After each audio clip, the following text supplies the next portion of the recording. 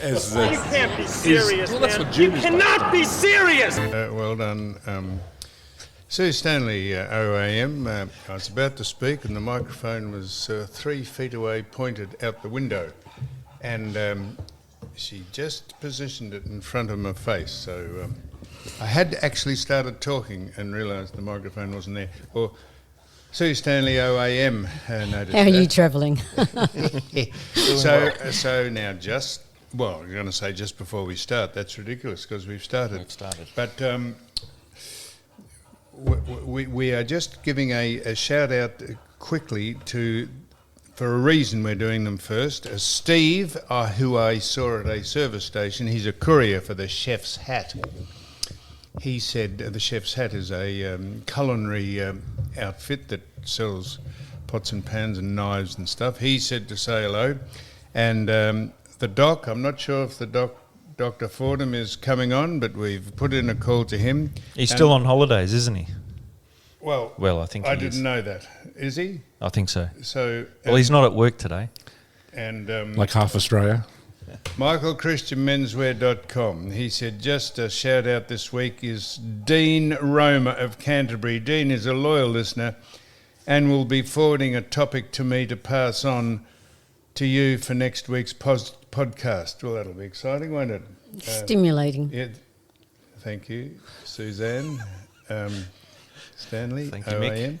OAM. So that's that. And now we've got Ivan has come in. Ivan has come in from the Kooyong Classic, the tennis today, and he might not actually be here at all in the near future because I think there's some exciting news in the offing. I can't mention what it is. Don't mention the war.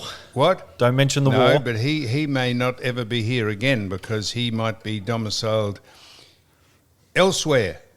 And he said, don't even mention it. So I'm not mentioning it. I'm just mentioning it that he won't be here, maybe because very exciting news on the way for the family of Ivan. Moving right along. Mainly to do with his missus. And, of course, we've got Richard Wollstonecroft here, Dick from Muff. He's in. And I was going to read out... Morning, Sam. Thank you, Dick. I was going to read out some comments. I thought we'd read out some comments. People, I've only just realised how to get them off the Instagram or the Facebook. That's social media. I see hundreds of them. I never know how to. And I've written a few of them down, comments. And we're not going to read out all the good comments about how they like it and everything, but we thought we'd read out some, not bad comments, but people... Oh, no, people slag off. So the Trolls. So you don't mind people slagging you off, Ivan? You don't go into a shell and say, oh, shit, gee, I didn't know that about me, or that's what they think. You don't mind people slagging off about you. Oh, well, I do. I do. Let me read out a few, Ivan. Oh, No, that's right. And so I just did say, Dick, that Ivan has come from the tennis. Yes. And I found this interesting. That I was listening to the news and it said Australia's #1 ranked female tennis player in the world is a lass by the name of Arina Rodionova, a Russian. Which is interesting because, I didn't know you're allowed to mention anyone from Russia. I thought you had to say you're from a neutral country. How ridiculous is that when they put up a Russian name in any sport, they say it's from a neutral country, as if Russia is a neutral country. Exactly. It's like Sweden. The mentality of that is frightening. How patronisingly stupid can you get that if you're from Russia, you can't mention the fact that you're from Russia because they apparently attacked Ukraine and their persona non grata and all that sort of nonsense. Anyhow, Ariana Rodionova is fourth generation Western District farmer. She's come over. She's been in Australia a minute, and she's married to an Australian AFL footballer called Ty Vickery. That's it. They're married in 2015. But she's an Australian citizen. Of course she is. So she's been an Aussie for a little while. Yeah, for a minute. With Russian background. No, Yes. she is. No, I'm not actually. From a neutral territory. I'm not. It sounds like I'm Banging on. No, it sounds like I'm being facetious, but she isn't. She couldn't be ranked number one Australian tennis player if she wasn't a citizen. Yeah, and I didn't even know she was married to Ty. No. No, and, that was hidden. That is, and maybe, I don't know. Can I ask a silly question? Yes. Who does Ty play for? Did play for Richmond. Did he? Is he a current player? Well done, Suzanne. No, Is he- I don't think he's no. a current player, is he? No. I think he's retired. He's married Arena and maybe goes around the world looking On the after circuit. her. So anyhow, Aussie Arena. Interesting point with that is I heard last night on the news. So if a Russian player is playing, you're allowed to take a Russian flag to the Flinders Park, Melbourne Park. But if a Russian player is not playing, you're not permitted to bring the flags. Oh, Yeah, so that's interesting. I'm just thinking out of the box here. But If a there's Ukrainian flag Israelis is- or whatever, you can't walk along with Palestinian flags if there's no Palestinian players. That's fair enough. How is the Palestinian mixed doubles team doing these days? There are so many jokes I could do, but I won't.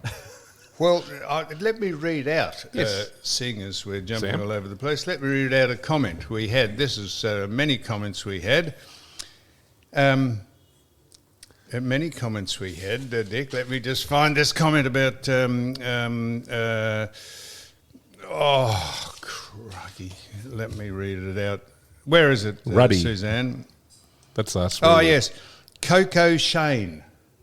That's it. Coco Shane Coco said he said, you cannot be serious. Actually mentioned the name of our podcast. He said when Richard Wollstonecroft, Dick from Muff, said that Israel was funding Hamas last week. Yes.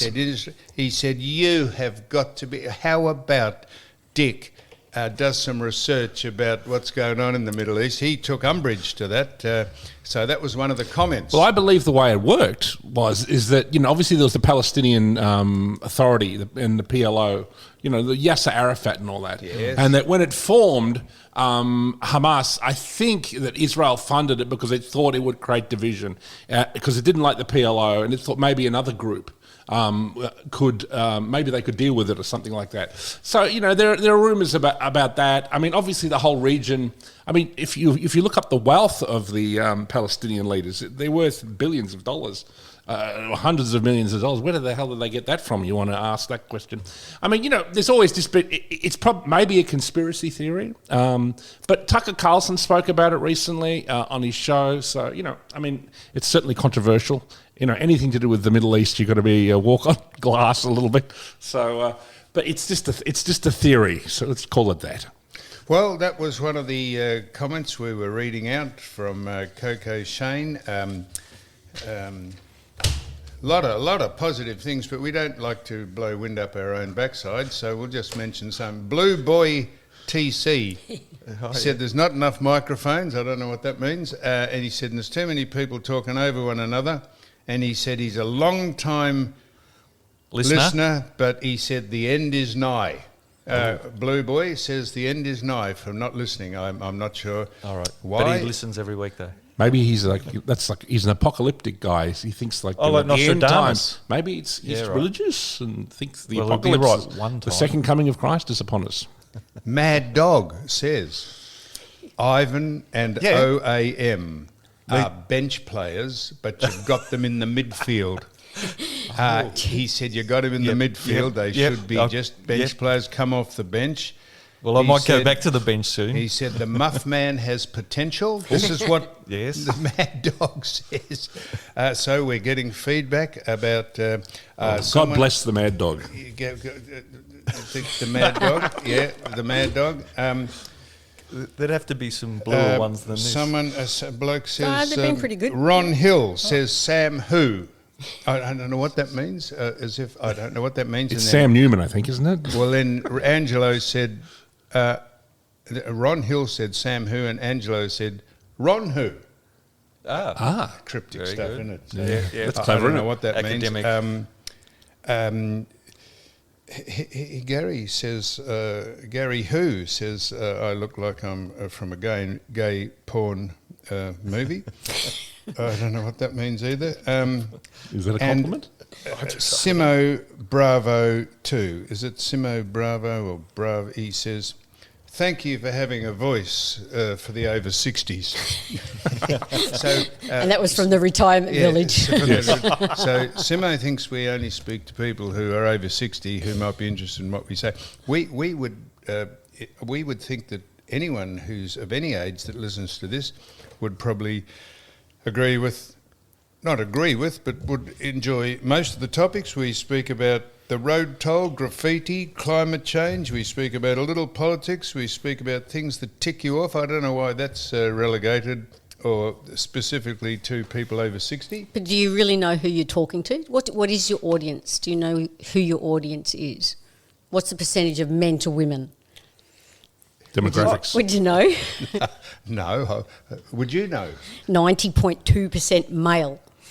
You've Men. looked at it. see, I see You've looked it up. I know a 0.8. That is 0.8. quantifiable, is it? Yes, that's quantifiable. Really? And doing the age group, what age group are you doing? What's your... Well, he says people over 60 or in a retirement village. well, you 50 to 60 is the highest Okay. range. Oh, that's a good age. So, Yeah. okay, so 40 to 50. if we were to talk about Taylor Swift and woke stuff and what's going on with... you go. I don't know. Billie Eilish. There you go. Who? Billie Eilish. So she's someone from the 20s. There you go. Yes. Would people find that interesting? Who would listen to us if we spoke about Taylor Swift and her songs and what's going on in Hollywood and the Jeffrey Epstein tapes that have come? Incidentally, Speaking of which, speaking of the Jeffrey I don't know if people listen to this. If you're under 60, maybe you don't even have any idea what I'm talking about. But Jeffrey Epstein, who was a pedophile and a multi-billionaire, how long can Bill Clinton, the ex-president of the United States, get away with people actually not calling him an absolute piece of shit? Now, how long can he get away? Well, he was the president of the United States. Well, how long can people actually keep giving him a pass, him and his ridiculous wife? I said this about George Floyd. I said he was a piece of shit. He was, and people said that's racist. Well, I'll mention a couple of other pieces of shit.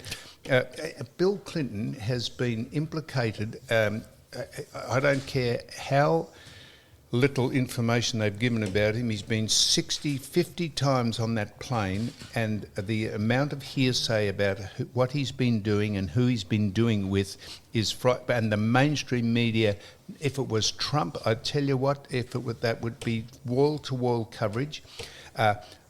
Jeffrey Epstein, Harvey Weinstein, these are people, honestly, shitheads. If you don't want to call them a piece of shit, they're shitheads. And you get into trouble for calling George Floyd, who is a shithead, and suddenly... fentanyl addict. How does Bill Clinton, the ex-president of the president of the United States, get away with not being scrutinised within an inch of his life? He's very well connected. They give Prince Andrew a touch-up. But if you no worse than what Bill Clinton's done, apparently. If you look at I the think papers... Prince Andrew's a lot less guilty than Bill Clinton, but he's a darling, obviously, of the Democrats, and a lot of this stuff. And obviously, so was Jeffrey Epstein to a certain extent. He was quite connected to the Democrat Party. He donated money to them. I mean, he wasn't just. He did have some Republicans come and visit his island, but he was obviously running some kind of blackmail operation where he would, get people down there. And someone like Prince Andrew, I think, was set up to a certain extent. You know what I mean? Like, Prince, he had people who were like models from Victoria's Secret who were like 20. Prince Andrew's hanging out with them, and he gets an invite to an island. Who wouldn't go? You don't know anything about it. And suddenly, you were the 15-year-old or something. So you could see how someone could be set up, which was the whole purpose of the operation to begin with, and the fact that it was most likely the Mossad behind it. So, Stephen Hawking, he was meant to have been there as well with his wheelchair. That was weird, wasn't it? But he got to be set up, surely. He probably went for a science conference and... Yeah. So, yeah. How'd you be if you're the woman assigned to push the wheelchair? Oh, just to give some hospitality to young Steve. That'd be interesting. But Clinton went 30 times. You know what I mean? Like, once you can sort of maybe make an excuse. You know what I mean? Like, if you're there once, I didn't know what I was in for, or, you know, when, as soon as I got there, I wanted to leave. But 30 times, you know, you're a frequent flyer. You know what I mean, are you? Hence me saying he's a shithead. Well, Or he a is, piece of definitely. shit. Now the climate. You've got to read. You've got to see this stuff to believe it. This is the Australian Bureau of Meteorology. BOM. They have come out with the most ridiculous synopsis about the weather. And the bottom line of all this, and this is a quote, the Australian weather has always been prone to extremes, always been prone to extremes. So they extrapolate that into all these storms and rain storms, rain, yeah, and excessive heat. It's always happened in Australia. Dick, you sent me a thing saying it's been 1,000 days, 3 years about, since we had a 40-degree day of heat. Correct. All these extremes. The Climate Intelligence Program, which is run by Dr. Jackie Brown, she said the weather is like a chocolate. It's like a chocolate pintail. Box of A chocolates. chocolate pinwheel. A chocolate pinwheel. Chocolate pinwheel. Meaning that, now listen to this. Yep. If you talk about gobbledygook and crap, Yep. this is people making stuff up. Segments for dry conditions on that chocolate wheel is much larger and the wet is much smaller on that chocolate pinwheel. Segments of dry conditions. Rain, the main driver is the warm sea surface. Well, we had a bloke on here called William Kninmonth who said climate change is a natural hazard, and he said the weather, not about driving cars that fossil fuels and not about the stuff that's emitted into the atmosphere. He said the weather is determined by solar flares, the moon, the tides and the wind. And here is the BOM saying the main driver is warm sea surface. That's exactly what he said, wrote a book about it. He also said, noted, have a listen to this, this is trying to smother the general electorate. Also Easy for you to noted say. that a positive southern annular mode, an acronym called SAM, a southern annular mode, unusual to see the persistence of the positive SAM, the southern annual mode. El Nino is not a result of climate change. The chance of neutral rainfall is actually likely. What does all that mean? It is absolute nonsense. It is extraordinary that the weather is like a chocolate pinwheel. What does that mean? Like a box of chocolates, Forrest Gump. No one has any idea what they're talking about. My and chocolate they got sucked. try to say that the extreme weather is due to climate change. Well, the climate might be changing, but it's got nothing to do with us. It's got nothing to do with silly John Kerry going around the world. And if you want a better example of how absolutely hypocritical you can get, and people just paying lip service to promoting themselves, the mayor, Sally Capp, went over to a Dubai conference on climate change. And COP28 she went to. COP28, went over there. We I don't know paid. if the Wonder limo how much that drove- cost. I don't know if the limo drove her over there. She drove around in the limo here. Of course it did. And yet, they had a policy. I think she might have campaigned on a policy that they were going to plant 3,000 trees annually. Is this right? 3,000 trees annually in the state of, it might be in the precinct of Melbourne. They've fallen short by a third. They can't even plant. They can't even go follow a planting trees that they said they were going to, because I don't know why they couldn't. Did they run out of money, or did they was just a pie in the sky promise? And yet you're going overseas talking about climate change. How about you plant the trees if you think that's a good idea for the country and a good idea for the city? They couldn't even do that. If you want to see people just using the climate and global warming to push a particular agenda, it is it's just dishonest. It's a huge gravy train, isn't it? You know what I mean? And Yeah. they're all part of it. You know, and it's just like this giant segment of the public purse that it's just like a river of money. And they've just got the people who are into this agenda. This is what it's really about, by the way, not saving the environment. They're about getting their buckets and their, you know, cranes into the river of money. But it's and just- obviously Sally Cap is just one of them. It's just like COVID. If you've just noticed in the last few days, it's coming out on the TV again, all about COVID, do this, do that. Oh, yeah. There's all these people in the background who have become anonymous now. They weren't only a few years ago. Now they want their time back in the sun again. It's the bureaucracy, you know, it's just an out-of-control bureaucracy that sort of is they decide the funding and they decide to fund themselves more, surprise.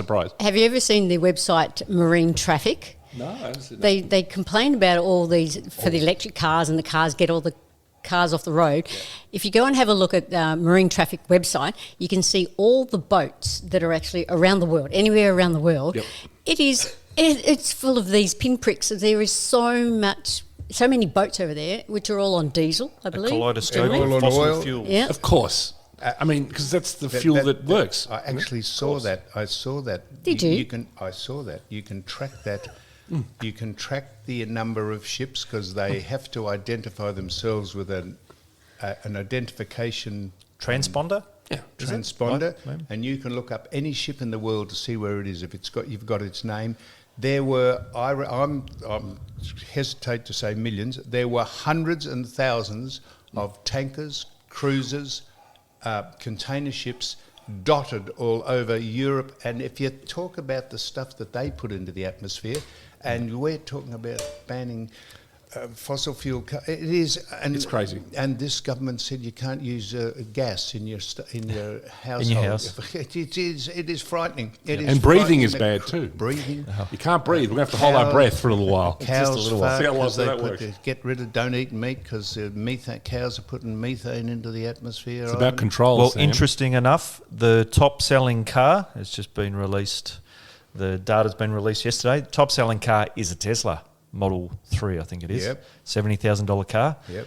Next one under that's an MG, and then the next one's, of course, the Hilux. But interesting enough, the very first time ever an electric car has been top seller. Is that in Australia or is that in the That's world? in Australia. And Just yet they Australia. said that Australia's take-up on electric cars didn't meet Yeah. their target. Yep. So Yep. very surprising. The propaganda's paying off. But I mean, to make electric cars, you've got to use all these rare earth minerals. There's an argument out there that creating electric cars is itself less green than just using Yeah, fossil I'll fuels. Because you have argue- to go to Africa and get children to mine these incredibly rare minerals that are in 2 or 3 And mines. you've done got to that. power them. What generates the power that when you plug it in? What generates the power? The coal-fired power station. Coal-fired power stations, or certainly not it's all a nuclear. nonsense. Certainly not wind, and certainly not hydro. I know you told me Hydro was the last word we were and looking for certainly last not week. Solar. Yeah. Nothing wrong with having all Yep. those things. No, you but should if have you them. think that's Definitely. going to replace industry. But bang for your buck, you'll never get anything better than petrol. Now, I want to just one comment. I want to see what you think about this. Electric cars, we think, oh yeah, they're the bee's knees. But electric scooters are 16 times more beneficial for the environment than electric cars. So you notice those scooters in the city, they had them everywhere. You know, they Well, they turned up around the time of COVID. people are using scooters more than what they're using electric cars. Yeah, it's all And these that's 15-minute all around cities. the world, mind We're you. still on trial. Wasn't it a 6-month trial 3 years ago or something like that? We see a lot of them in the river. You know, people have sort of driven them as far as And the drive helmet- them into the suburbs, the and helmets then they've float. chucked them in the river. Oh no! Nowadays you go and see they go around really early in the morning. They have a truck that comes around. Oh, They so they stack do. them all up there Yep, now yep. because I think the City of Melbourne said, "Well, you better clean up your act or else we're banning it." But they still can't even make a decision 3 years later or something about burning it. So it's still on trial. So it's still illegal to have a electric scooter, Yeah. basically. So one of the comments on the was it Instagram said that we speak about the same things. Well, we don't speak about the same things necessarily, but if you could mention how much graffiti is going on in the city and how completely irrelevant the authorities are to removing it or trying to curb it. What is the problem about having a a security force that goes out and stops people defacing the whole of the state, or particularly the central business district or the area where you live. The new construction of sound barriers on the freeways would look fantastic when eventually they have the tunnel and all the tunnels and all the bloody overpasses done with this giant cost that it's cost the community. If you couldn't stop people defacing it, it is extraordinary. And I'd like to know what the mentality of it is. Brain dead people. How do they fix it in Singapore? They don't seem to have any over there. I don't know. They do something about chopping hands off. I visited Egypt. I said to the guys there, I said, geez, there's no graffiti here. And they said, why would you want to have graffiti? Why would you bother? Why would you waste your time? Went to Dubai, there's no graffiti there, let me tell you that. All these countries, they'll do a lot more than cut your hands off. They seem to have some secret, weapon. I don't know what it is. I notice a man in Cumberland City Councillor says that Mr. Christou, he says if he gets elected, he said he will ban a welcome to country. He said we'll welcome everyone to the country, all nationalities. That's starting to take hold. Don't you worry about that. That is starting. People have realised this is a complete an anachronism, welcoming people to the country you live in. It's a thing that no one pushed back on because they fear that they'd be called a racist or bloody whatever. But cancelled. It is nonsense. Cancelled, that's right. It is nonsense. Someone said that at the cricket and the bloke kept playing a didgeridoo in between balls. He said that would be just as annoying as someone blowing a trumpet or banging a drum.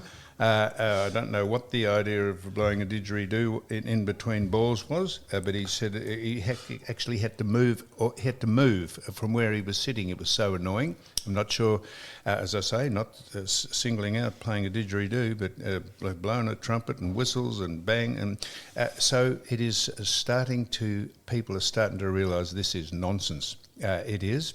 And are we going to get on to sport later? We're going to do some sport? We can absolutely get on to sport. You can mention anything you like, Ivan. Yep. Just on the... so this was one of the comments about... comments. He said... Mr. McMahon said... he said we wouldn't be here if... this is Australia Day coming up, Australia, which we're going to celebrate because... there was nothing here before we developed the country. Not we, but the people who settled here. There was nothing here. The English. We should all embrace Australia Day because the people who live here before us and the people who came after us and after the Indigenous people, they've all benefited by this country being developed by people who came here. Doesn't matter if you say they haven't, they have. And there's plenty of successful Indigenous people, and there's plenty of Indigenous people battling, like there is white people and brown people and blue people and green people. So there's plenty of successful people that have enjoyed the fruits of this country being settled, and we'll celebrate it on the 26th. And if you don't think it should be on the 26th when people actually landed here, what's the point of having an Australia Day ceremony if it's not to denote and enjoy the day that actually people did settle here? What is wrong with Settlement Day? Exactly. Well, I always think back to when we had Stan Dryden in, and we asked him that very question. Stan, what do you think? Should I be celebrating the 26th of January Australia Day? And he says, yes, of course. He goes, we're all Australian. Yes, it's like changing Independence Day. It's like it's an insult. However, Yes. the Australia Day though is when New South Wales had settlement. But so was it actually the real settlement? So that's the question you'd ask, because in Melbourne we had in 1835. That was the first colony, though, wasn't it? New South Wales. Well, maybe, but was that first people that came in, or then do you do? Oh, you do local one. Well, we've got one in Victoria, Yep. so we have What in day is- 1835, 30th of August, 1835. So, Suzanne, So are you is it saying that Captain we Cook? have different Australia Days for different states? Well, no, if you're going to have one, when was the very first time? We can have States Days. Was it Captain Cook up the top, or was it the... Governor Phillip? Yeah, well, this is the conversation that we can have. That should be around. So, because I think it was in Sydney that's why Sydney took on the marketing. I think in '94, wasn't it, that they announced that as the holiday for Australia. I think things take on a traditional kind of like Can't date. change history. It's like January 26th has become Australia Day. I understand that there are some left-wing woke people, but, I think, their time in the sun is passing to some extent. Everyone's a bit sick of woke. You know what I mean? They've had their time in the sun to have a whinge. Yes, we all know we're a bunch of colonial, nightmarish murderers, apparently. That's what they say about, the invasion day, they call it. This is all nonsense. I mean, every single thing in our society is a result of Western colonisation or European colonisation of this country. The roads, the electricity, the hospitals, the schools. I mean, every single thing. If you want to literally go back to nature, go up to Kakadu and pitch a tent. It doesn't matter what date you're going to change it to. Someone's not going to be happy, so leave Exactly. it as it is and then just celebrate it and everyone be happy. Traditionalism. So here's an executive decision. I'm not sure if the doc from Sydney is going to ring, and you reckon he's on furlough or away, is I he? think he didn't turn up to work today at 2GB. Well, but that doesn't matter. He might turn up. He's on to holidays, here. I think. Well, anyhow, I did text him. So what we're going to do is, because we've been going for half an hour, we're going to stop this. On the off chance he rings in, if he doesn't, we'll just. I've got a whole lot of other things I want to speak to you all about or ask you about. So we're going to stop this now, and we'll see if the doc rings in.